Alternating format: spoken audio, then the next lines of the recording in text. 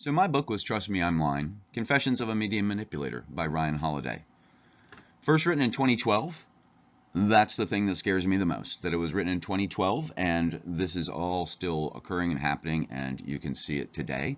I believe a few of my friends' Pikachus are going to go over that as well here in class. So who cares what Ryan says? Ryan was working for American Apparel, ended up pulling all kinds of stunts. One of the ones that got a lot of notoriety, a friend of his, Tucker Max, they did a lot of things that created a stir on Twitter. So much so that they can't buy any sponsored tweets, and it caused a lot of celebrities to have some problems. I think he also put this book together as a confessional, just to kind of give people an idea, maybe so he could get it off of his chest, but also to let people know how easy it is to be manipulated.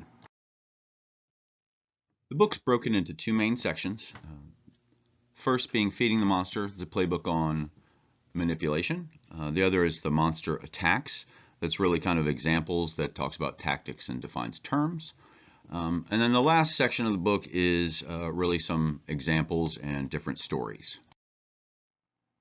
So setting a baseline for blogs, we're not talking about Clarissa's Bud Lights and Exotic Locations vacation blog. We're looking at blogs that are there trying to make a dollar. So it could be a budding newspaper, it could be a funeral home. They're just trying to make sure that they can do something to drive clicks. So what's scary about this is that he was able to use some of these tactics so easily to make headlines. And I think we've come so commonplace with seeing some of these manipulation tactics that there's humor about it. When the Confederate monuments were being smashed and there were riots around them, this came out. So the business model is clicks. Advertisers pay people based on how many people get driven to their site, so they know that those ads are being seen. So the more expensive billboard is the one that more people get seen through. So they're doing anything to get that click, right? That's what you need. Get the click. Okay, so great, Bill. You've made it this far through without really even telling us much about the book. So, right, why does it matter? This is where those news story blossoms, right? We all know it's the negative stories that sell, right? So that's what they play on. That's what they want to make sure that you get to click to. That's what drives them. So I thought the best way to teach this book was through the real-world example that slapped me in the face. And trigger warning, it involves our friend Adam Taft. So I'll just say now, thanks to our classmates and Scott who made it down to the services. Thank you guys. So I was trying to get a little bit more information. I wanted to try to find out some stuff about services, family, things like that. And did the obligatory Google search to try to look through and see what I could find. And, put in the normal terms that most of us would. Each one of these had some information. It was almost all the same information.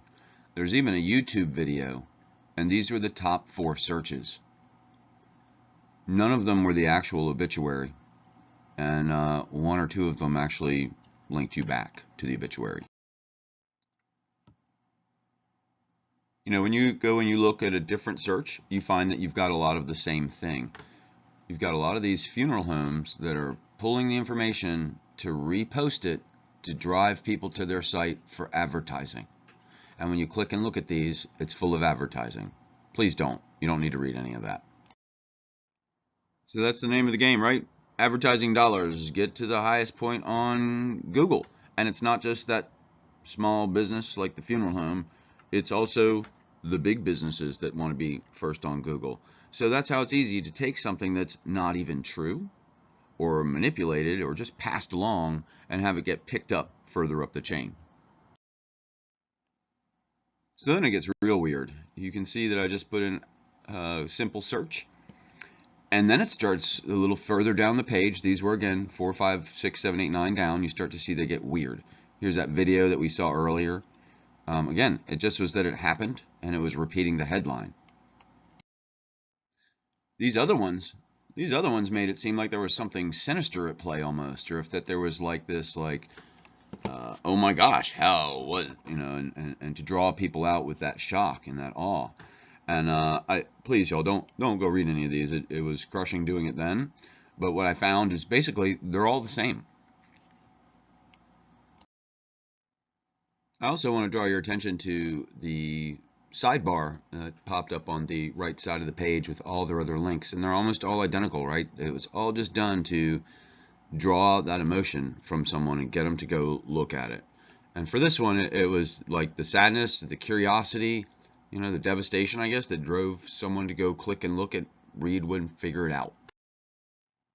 Okay, so I apologize for such a rough example, but it really struck home for me because it was the emotion that those draw out that really get people to go and click and go through them. He discusses some of these tactics going through it, and I'm just going to go through a couple now. Hopefully you'll go pick up the book and take a read as well. So a couple of the tactics that were used, telling them what they want to hear. Give them what spreads, right? So that's what these blogs are doing, is giving us what spreads, but it's also they're getting the news. They want the stuff that's going to spread. They want it to be all about the headline. I think you can see where this can get really bad with things that are people are very passionate about. A lot of those blogs are just passing the information along, trying to get their page views up. You know, if we want to talk about getting anything corrected, do you guys see corrections much? This delves into some of the damage that's done, and the quote I really liked was, which office do I go to get my reputation back? So I've just gone over a few of the tactics within this book. There is a lot. I would highly suggest that you pick this up and give it a read. It explains how that stupid idea makes the headlines. And finally, we miss you, Adam.